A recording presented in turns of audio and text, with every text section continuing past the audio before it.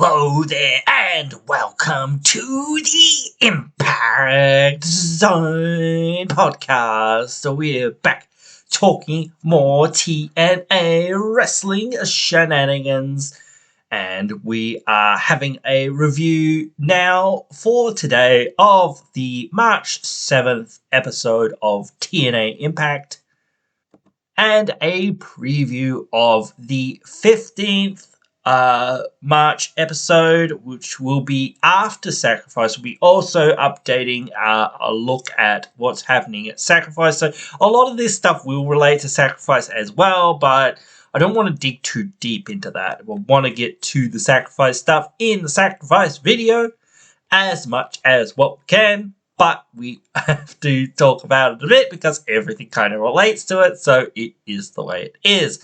But anyway, the show opens up with highlights of last week, and we get to see Kevin Knight versus Mustafa Ali. Now, I already predicted this one, I believe. Pretty sure 99.99999% that Ali was probably going to win this one. I think like Kevin Knight, like every week that we get to see Kevin, he gets to showcase how amazing this guy is. Like, you know, like he is really, really a great high flyer. He's not just that though, you know, like he's great. You know, he's really learned his craft pretty well. And this match really gave him like a lot of opportunity. Like I talked about him when we were talking about him in his match with Moose. Like, the kid has got a lot going for him, and that's actually what it takes, I think, to really succeed in this industry. You can have all the 5-star matches that you want, but if you can't tell a story or whatever, you know, it sort of falls apart. Matches are, you know, between two wrestlers, and you almost always fall on that spectrum somewhere of being a heel or being a babyface. Even if you are a tweener or whatever, you're something in the middle, a lot of the time you will be going, okay, cool, in this part of the story, I'm the babyface, you know, or I'm the hero of this story. You know, next week I could be the heel, who knows, but you know, for the most part, you're still like limiting to those things. And sometimes you can't accrue for the audience and whatnot, what they want. Look at Roman Reigns and look at John Cena. Look at those guys. WWE didn't, you know, look at their audience and go, these guys aren't, well, they are, but they aren't. Like, especially Roman, you could really say that he wasn't a really good babyface.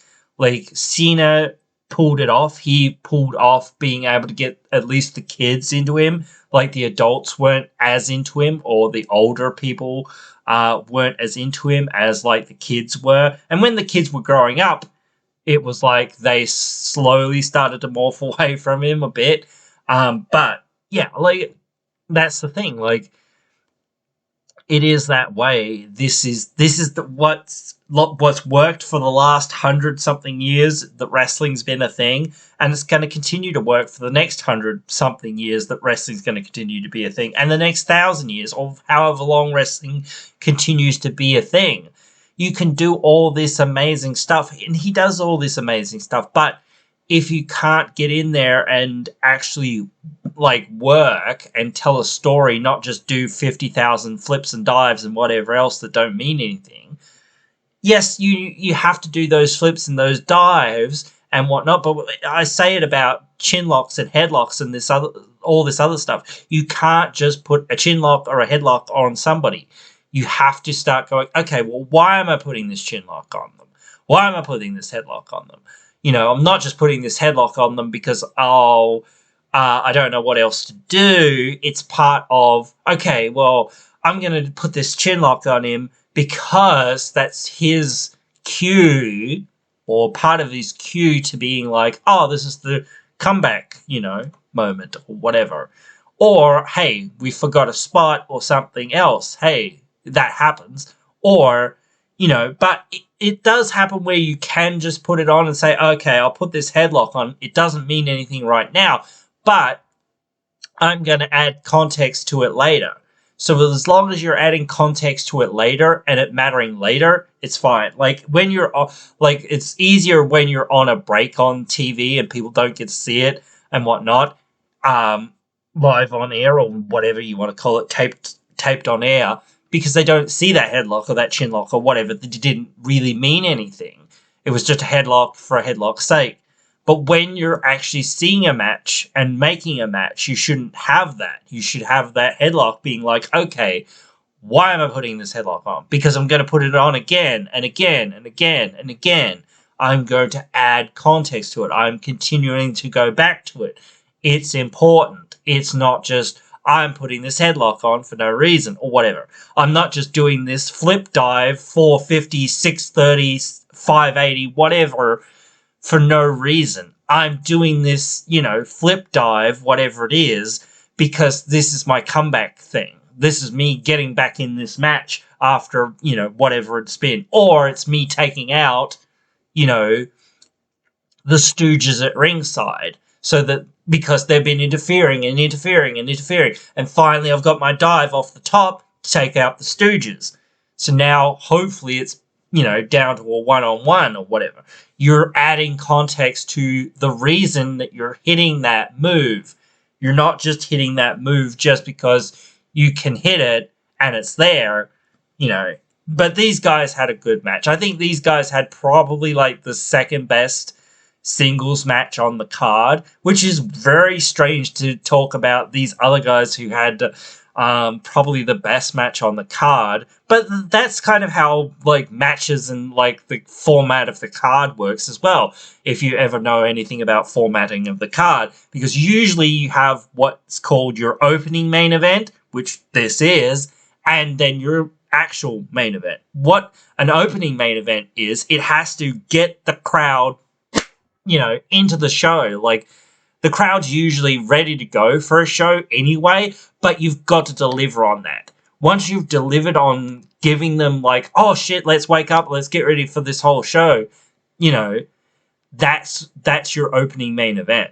That's how you get people invested into watching the rest of the show, and then the main event has to cap it all off. So like I said, I predicted that Mustafa will win this. He did. Post-match, he he injured Kevin Knight's arm, and then Saban and Kushida came down for the rescue, and even then, after that, Alex Shelley came down to also assist in this, and they had a bit of a face-off there. They had a bit of a promo for Jordan Grace and Tasha Steelz and Zara Brookside's match at the upcoming Sacrifice. Oh, and also they made a match, they made a match for between, actually it sort of comes in later. They made a match between the Good Hands and Kushida and Shelley, which usually actually comes down here a bit more. But anyway, the doctor told Knight, hey, you're hurt, so no wrestling for you tomorrow night. But then Shelley says, hey, let's have a match with those Good Hands. And so later on they will have a match with those Good Hands. And they did. Ash by Elegance had her second match. Like I said, there's nothing to talk about very much when somebody who's clearly a star is taking on effectively a jobber, especially a local area jobber. But the way Ash got heat and that in this match was pretty good. Like I said before, she really needs an opponent that has an ability to really elevate her. She can't keep winning matches against these jobbers. Winning a couple of matches against a couple of jobbers, that's fine. And it's fine for where she's at right now. But they can't keep doing this with her. They need to go, okay, we need to find opponents for you so that we can give you more legitimacy than just you beat a jobber and well done. Like you can do that for a little while, maybe even a couple more weeks, maybe up to Rebellion, and make some heat off of it. But then you need to give her somebody who's, somewhat credible to actually work against. She hit her swan time off the top, which is pretty impressive. Steve Macklin had a bit of a promo about running Nick Nemeth off, but then Nick Nemeth came in and attacked Macklin, and yeah, it's on. It's on, boy. So now, the Good Hands versus Time Splitters, Shelley and Kushida. They seem to have a lot of seeds planted for Shelley maybe turning heel here along all of this, or there's a lot of mistrust between Kushida and Shelley and that and all of this and the Motor City Machine Guns even Sabin saying, hey, no one will want to team with you if you keep this attitude up and all that. And it worked into their tag team continuity here quite a bit, that they sort of had a few spots here and there where they just mistimed things and hit each other and whatnot and all of that sort of stuff. I think this was like a good match for the Good Hands. Even though they lost, this was probably one of their best showings as a tag team. The Time Splitters aren't like the best tag team in the division, but again, they're pretty high up. I think they're both pretty legitimate teams, or it's a pretty legitimate team made of two legitimate members. But yeah, like they looked good, and they took a lot of advantage of a lot of the openings that the Time Splitters gave them due to a lot of miscommunication and whatnot. They also just like did good classic one-on-one tag team psychology and whatnot, keeping one partner out of reach of the other and that sort of thing. But somehow, some way, the Time Splitters got the win. One of the highlights here of Jason Hotch and the Good Hands being all over Kushida. Despite the victory, they argued after the match. Bravo, Dango, and Prudius had a bit of a promo. And talked about their dojo again.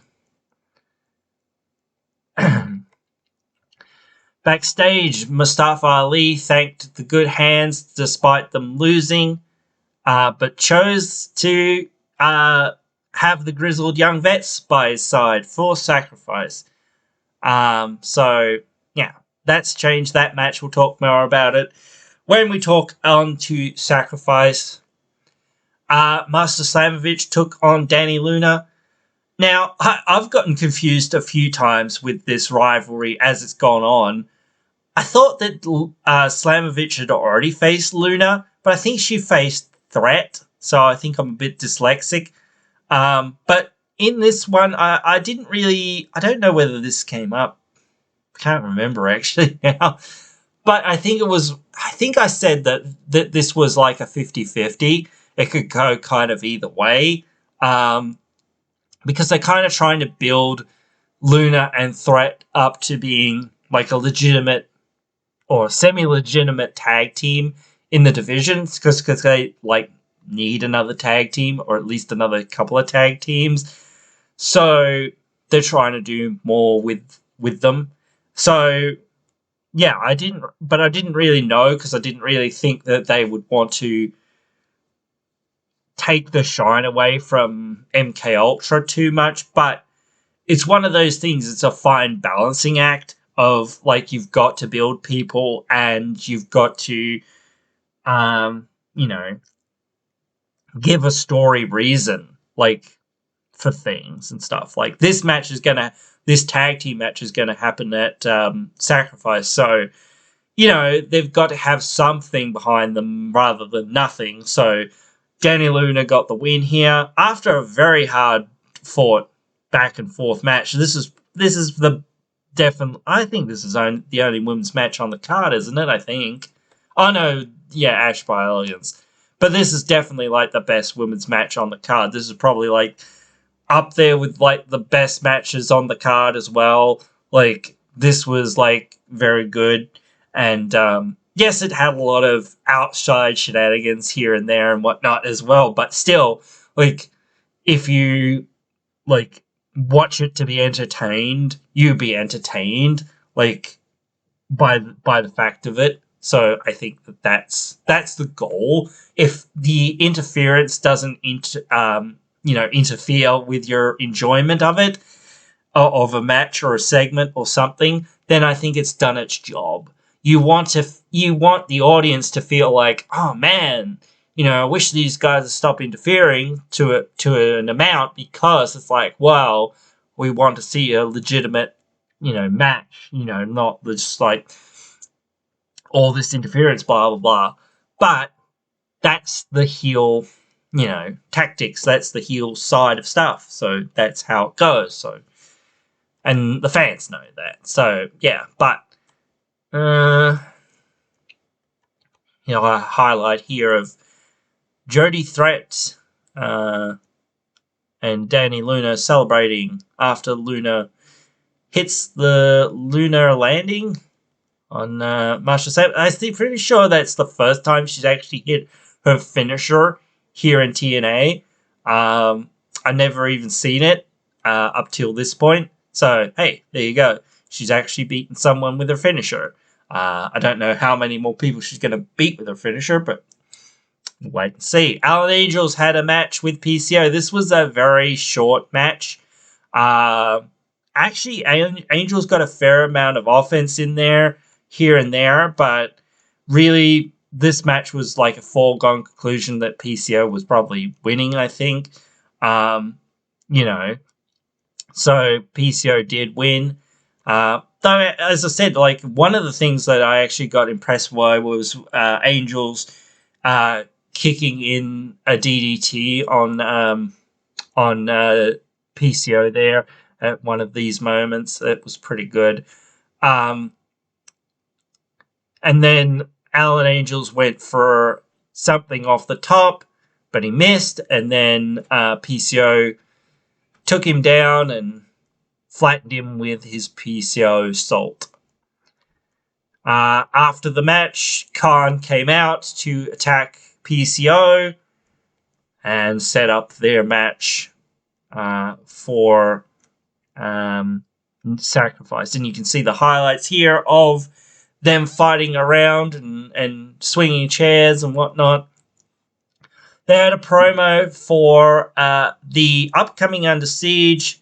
So Under Siege has been announced for May the 3rd and TV tapings on May the 4th in the Albany Armory. So obviously get your tickets for that. Once they go on sale, March 16th. So those people lucky enough to be able to go, I hope you enjoy that show. Certainly I'll probably be watching on Impact Insiders or TNA Plus for the rest of us who can't go, so I'm in that boat. So, but I like this logo, and I just want to linger on that just for a little bit because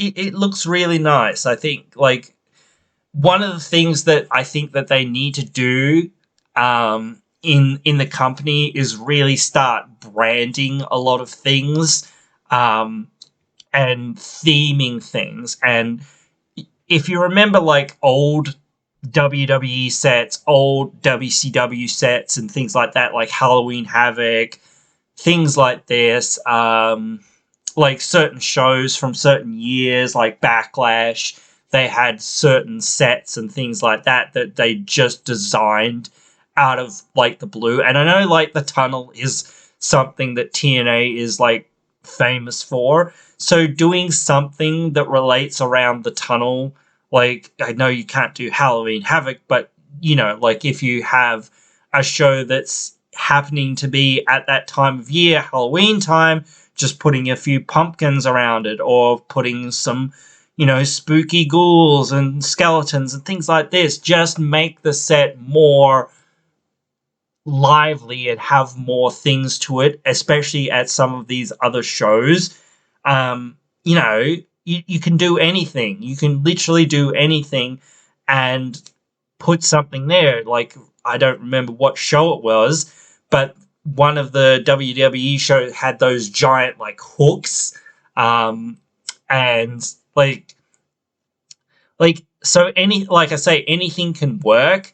You just have to give them something unique to work with, rather than it's a set with a Tron and a tunnel. Like, that's cool and all for TV, but when you're talking about other events, especially like pay-per-views, or, you know, the more minor pay-per-views, even so, you've got to give them a different feel from each other and different feels each time. So you've got to experiment and do different things with them. I think that this, like, these neonish kind of colors, this neonish blue, yeah, that's kind of cool. Work that into something somehow, and yeah, that'll be cool. I'll talk about Explosion a little bit more nearer to the end, but I guess I have to kind of talk about it here, though. But yeah, Crazy Steve talks about beating Rhino, and now apparently he's turning his attention to Laredo Kid. What? Like, what? I don't get it. Like what? Honestly, like, literally what? Like, you could have picked almost anyone else for him to have a match with. Like, I guess it's just another throwaway match. That's me. Because Laredo Kid's basically never won a match. So it's like, dude, you're gonna face somebody that's like basically a jobber. Okay, cool story. Win for you, I guess. That's about it. Like, it serves no interest to me or to anyone. Like, you need to find other people, and if it's just like for a TV match, that, or Explosion match, that's probably okay. But even then, I think that they should try to do better. It's hard to do better sometimes, but that is the way it is. You've got to try to do things. You can't just, you know, keep rinsing and repeating these things because Steve isn't going anywhere and he doesn't have somebody to work with. Like, you need to give him someone to work with, and something to do properly with his gimmick. You know, like, I don't know. So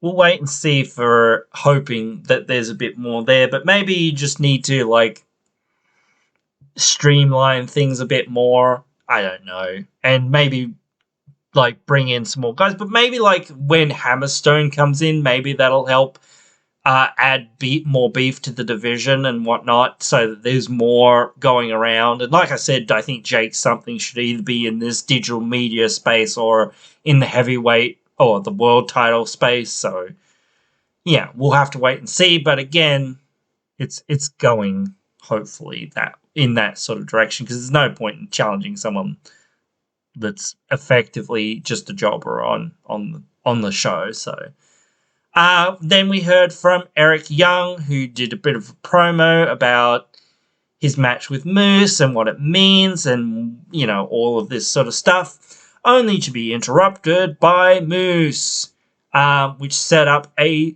you know, moment where Moose said, "Hey, let's not wait until Sacrifice. Let's do it right now," which set up basically a distraction, allowing the system to come in and attack EY and beat him down.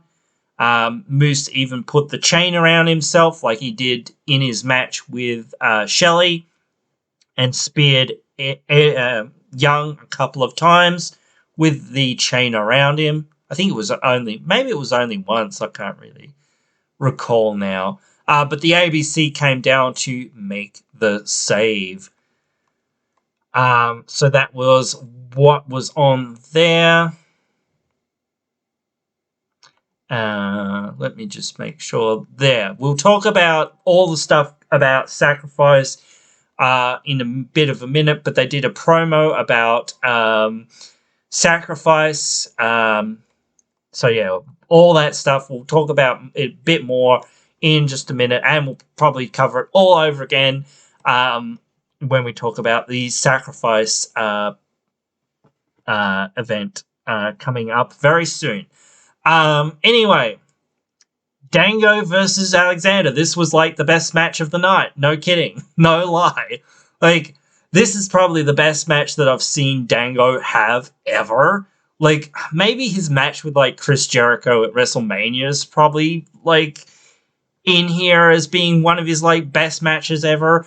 But, like, this match with Alexander, I feel like this is just, like, the best match that he's had in pretty much his whole career besides that match. But I even think it's probably better than that, but I don't know. It's tough to sort of really say. Like, it depends, because, like, you talk about Mania being such a big show, and, like, it was an amazing show and did a lot of stuff in a lot of ways. It took Dango from being just a guy that was on the roster to being a guy that suddenly just somehow beat Chris Jericho, one of the greatest wrestlers that was in the company, and had, you know, just had a banger year a couple of years ago before that. And one of the major players in the company, and that, so it really helped elevate Dango to being, like, you know, this guy. I think this match actually elevated Dango from where he was to being, like, potentially one of the top guys, because you've never seen him work like this. This was, like, you know, this was a great match, you know, like, I'm not going to say this is 10 stars or 5 stars, whatever, but, you know, it certainly was a really good match. It's the best match that he's had, certainly in Impact, and it's certainly the best match that he's had for probably 10 to 15 years or whatever it is. Just probably because the fact that he's never really had that, you know, opportunity to really work, you know, with people. Like, I remember watching his matches with Joe Hendry and a couple other people, and they were decent matches that he had. A match with Brian Myers, a couple other matches. They were decently good, certainly. But this match was just in another league, I guess, because, again, like, it was so surprising to see that Dango was just having, like, an absolute, like, slapping match, you know, an absolute fire banger match, whatever you want to call it. But yeah, like, I didn't think that this would be the main event. Then when I heard it was the main event, I was like going, wait, what? This is going to be the main event? Like, especially when I thought, Josh is winning this in, like, 5 minutes or something. Maybe Prudius will get involved or whatever, but, like, this won't be anything of a match. So when the expectations are low and then they, like, really over-deliver, it's like, holy crap, you know, like, that was really good. They could have made this, like, just a gimmick match or a joke match or all the interference or whatever type match, but it didn't really fall into that. This was basically mostly like a serious, like, you know, very competitive match between these two, you know, and yeah, just like the walking weapon still beat Dirty Dango, but, like, I don't think, like, this is anything to hang in shame over, because he just had probably his best match in his whole dang career out there on TV, and showcased to the world that what he's capable of. You know, that's the thing. Like, everyone's underrated this guy for a long time. Like, I don't underrate him, but I'm just like look at it from the perspective of I can only rate you on what you kind of show me. And when you show me something like this, which is freaking amazing, it's like, yeah, you're great. Like his character work and all that sort of stuff has always been really good, but like his ring work, not to say that it's bad or whatever, but it's just been fairly average or fairly basic. In this match, he went all out, and they went for it. So that was great, like, I don't know how much more I can praise this match because it's just amazing. Go and watch this match. This was the match of the night. Um, you know, and I really, really enjoyed it. Maybe because, again, like I said, it was so unexpected that it was like, oh, wow, like these guys are just like going for it and they're at it and they're, you know, I guess, like, again, like you have to expect that from a main event. Like they have to try to take the show and whatnot. Same with the like opening main event. They have to try and take that show and get the people amped up for the whole show. And as I said, the main event caps it off. So again, but it's just like one of those things when you don't expect, like, again, like say, like Laredo Kid, he's a jobber, or Dirty Dango, he's a jobber, or this or that. Like, that doesn't gauge onto the fact that these guys had a freaking belter of a match between those ropes, Like, that didn't change anything. It's just the booking and the positioning of some of these guys. You can't believe that they're going to win if they haven't got a record of winning some matches. Like, it's tough to have that sometimes. But that's kind of what Explosion's for sometimes as well. But again, even then, you can't fit everyone on, so they might even need more time for that. But we'll have to wait and see about that. But anyway, we'll talk a little bit of like highlights about like what's happening on Sacrifice here. As I said, EY versus Moose for the TNA title. The IWGP champion Nick Nemeth versus Macklin. Knockouts championship match, Jordan Grace versus Steels and Brookside. Josh Alexander versus Hammerstone 3, effectively. The X Division champion Mustafa Ali and the Grizzled Young Vets versus Chris Sabin, Kushida, and Shelley. TNA World Tag Team Champions ABC versus Myers and Edwards. PCO and Khan in a no disqualification match. TNA Knockouts Tag Team title match between MK Ultra, Danny Luna, and Jody Threat. So those are those. Yeah. Now,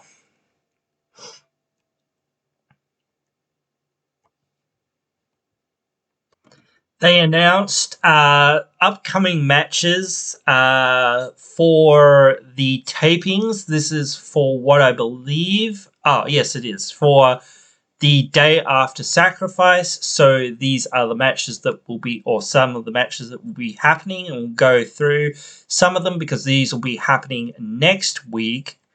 Nick Nemeth versus and Bailey and Seven versus Macklin and the Rascals. Mustafa Ali versus Chris Sabin. Ash by Elegance in a third match. Grizzled Young Vets versus the Time Splitters. Ace Austin versus Kaz. Con versus Rhino. Leon Slater versus Shelton Jean. And probably a few more things. Now, this isn't all of it because, again, this would probably be filmed over for 2 nights. So a lot of this will be here, there, and everywhere.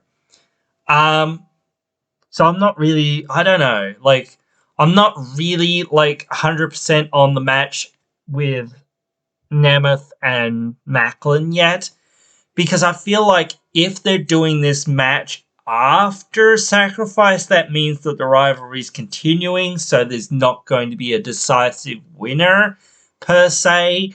Though they've booked Nemeth very strong thus far, so I feel like that it could be a Nemeth win, but then again, you could have Macklin win to sort of set it up a bit more. I don't know.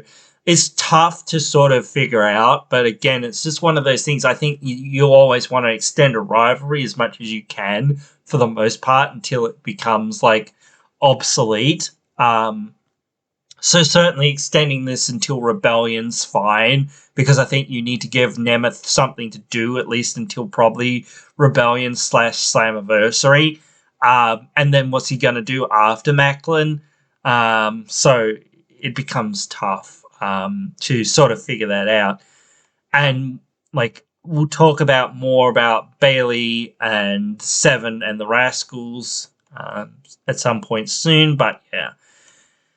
Mustafa Ali versus Sabin. I'm pretty sure Mustafa Ali is winning this because he's just won the title. I don't see him dropping it to Sabin. I don't see the point in Sabin holding it. I love me some Sabin, but his time has pretty much come and gone as far as being the guy at the head of the division. Yes, he can still be in the division and can still head up main events and things like that, but he has to be there to help elevate other people.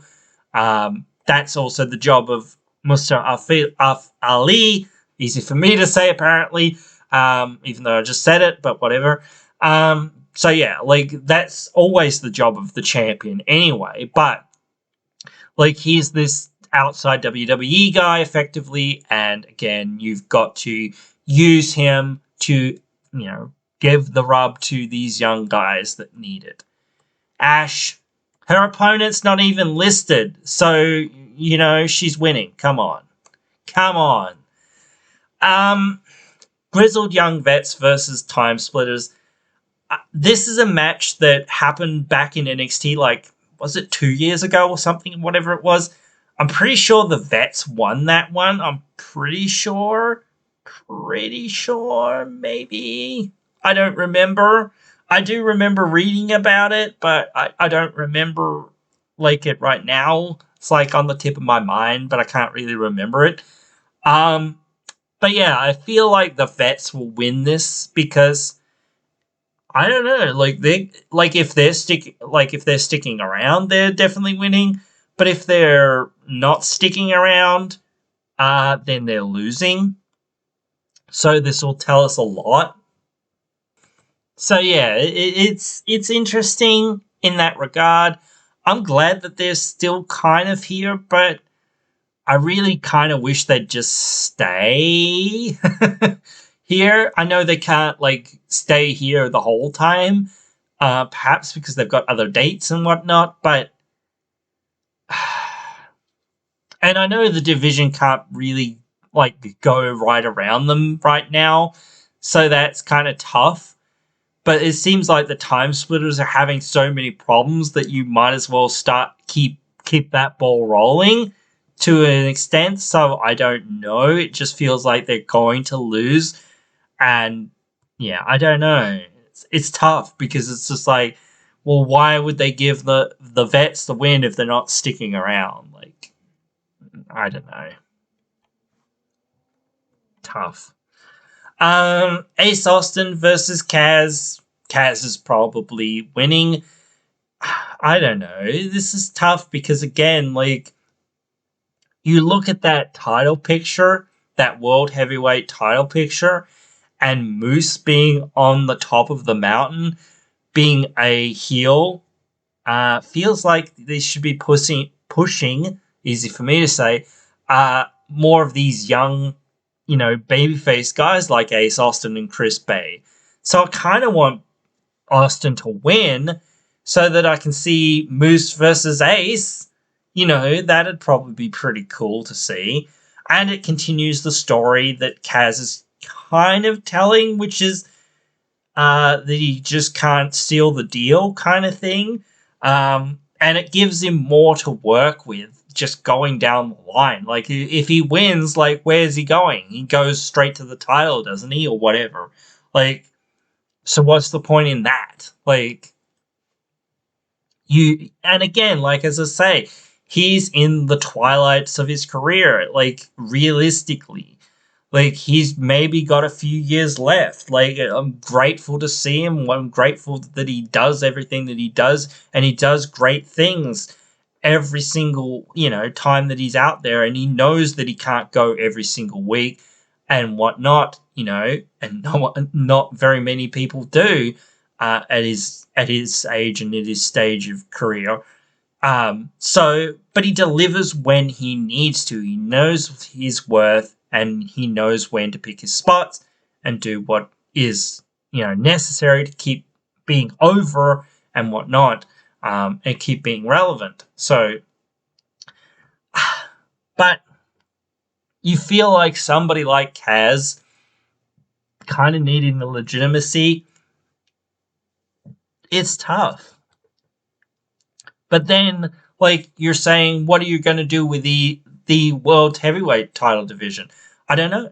It's tough because, again, like, I feel like ABC are potentially going to lose their tag titles. So it starts to feel like they're in a feud with the system. But then again, are they in a feud with the system, or, like, just for those titles, or, like, where does that go from there? Like, once they lose their rematch, what do they do then?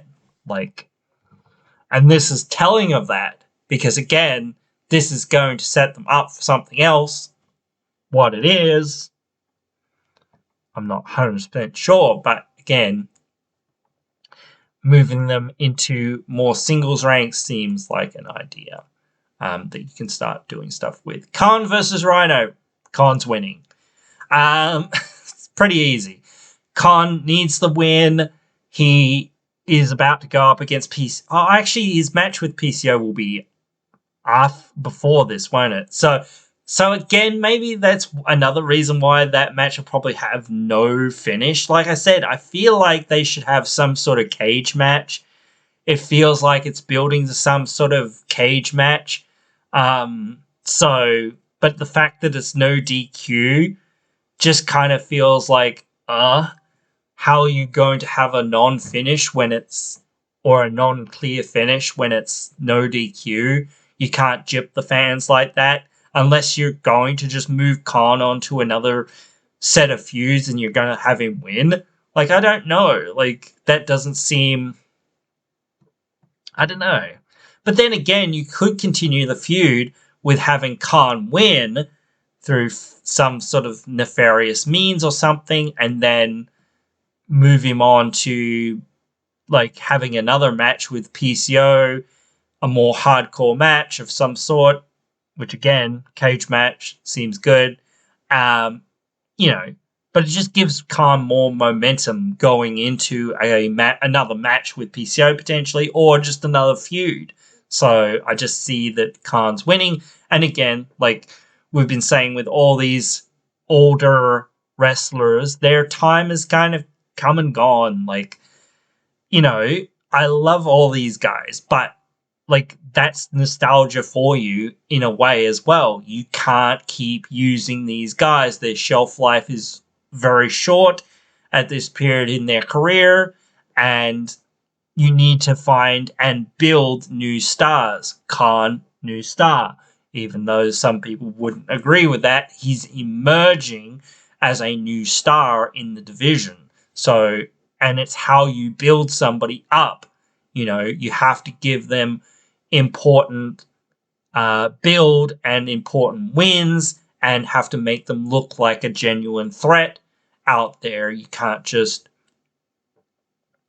kind of go, well, we'll phone it in or whatever. No, you've got to give them the chance to shine and to be, like, really, like, established. Sheldon Jean and Leon Slater. So finally we get to see Leon Slater debut.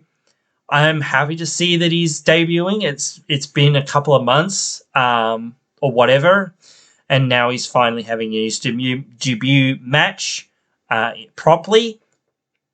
So that's cool. Can't wait to see more of what he does, but he's winning this match. Like, like, what else is there to say? Like, Sheldon Jean effectively is a jobber. You know, he's been around a little bit, but, you know, like, he's been a jobber for the most part, you know, in his run. So, and it's kind of nice to see him back. You know, I kind of want to see more of him around. So, you know, hope to see a bit more of him. But like, he hasn't been on TV. No, there's Leon Slater, but he's never really won a match or many matches. So it's just like, and this is Leon Slater's debut. He's looking to make a big impact, pun intended, you know, and whatnot. And they've got to make a big deal out of this guy who they signed like months ago, and this is his debut match, like 2 or 3 weeks later, or a couple of months later. You know, like, I guess there was some shenanigans there where he was filling out dates or he was doing other stuff or whatever. But it is what it is. Now it's his time to come in and shine in this division. So those are some of the matches and things that will be happening next week and probably the week after as well. And those are my predictions on those upcoming matches. So hopefully that is that for this one here for today, and hopefully you guys enjoyed it. And if you did, you can let me know down there in the comments below. And hope you will join me again in another one.